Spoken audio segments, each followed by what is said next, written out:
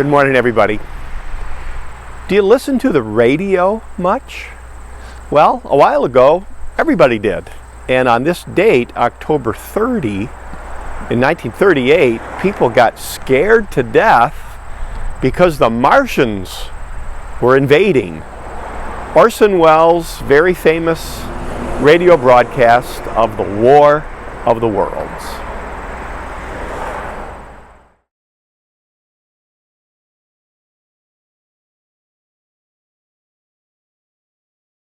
When the stock market crashed in 1929, the Roaring Twenties gave way to the decade of the Great Depression, the 1930s. But people still needed entertainment, even though life was grim, and they turned to the movies. So here are some of the great movies of the 1930s. So All Quiet on the Western Front, based on a World War I novel. 1932, Tarzan, with Johnny Weissmuller and Maureen O'Sullivan as Jane. He had been an Olympic swimmer. I don't think he yodeled in the Olympics, though. And then Cleopatra with Claudette Colbert as the femme fatale, 1934. And then one I loved as a kid growing up, Robin Hood, 1938, Errol Flynn, Olivia de Havilland, all kinds of swashbuckling, and it was just a lot of fun. 1939 were some great movies. Mr. Smith Goes to Washington.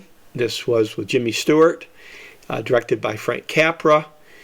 Everybody knows this one, Wizard of Oz, 1939, with Judy Garland, and just a great supporting cast and a lot of creative visuals. And then Gone with the Wind, also 1939, with Clark Gable and Vivien Leigh. But what about the radio? So the radio was huge also in many homes. It was one of the big pieces of furniture the family would gather around. And when the family tuned in, they may have heard somebody like Jack Benny, who was originally a vaudevillian and then made the transition to radio. A lot of those early radio guys had been in vaudeville. Maybe you would have listened to this soap opera, Our Gal Sunday, which a Colorado orphan married a British aristocrat with all kinds of ups and downs. This was on for over 20 years. And perhaps, ultimately, you would listen to a sporting event. Sports were really big in the 1930s, partly for the fun of the sport, but probably some escapism from the grim reality of the Depression. So here's Orson Welles. He was born in 1915, died in 1985, so he was 70 when he died. He was born in Kenosha, Wisconsin. Here's his house, 1915. But eventually moved to New York, got involved in various media projects there. And one of his first radio gigs was the March of Time in 1935. And this had to do with current events and news. Eventually there were newsreels too. And even today they're fun to watch because you see footage of stuff that happened a long time ago. So H.G. Wells had written War of the Worlds in 1898, which Martians attacked the Earth.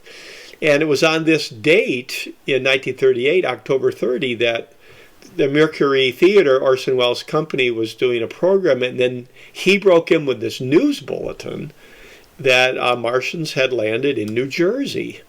And then they would go to regular programming, then cut in with the news again. And supposedly, lots of people were really faked out by this, and Orson Welles here got in a lot of trouble. And here he is after the news broadcast saying, hey, look, it was fake.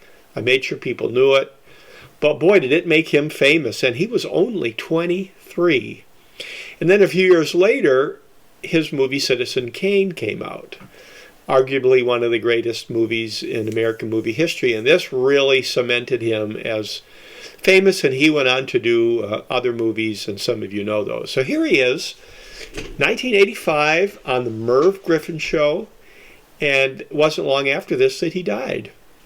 And he wasn't buried, he was cremated, and his ashes were put down a well in Ronda, Spain, in southern Spain. He had a friend that lived there, and I think there's a plaque there today about that. But if you're in New York City, go to the public library. Behind that is Bryant Park.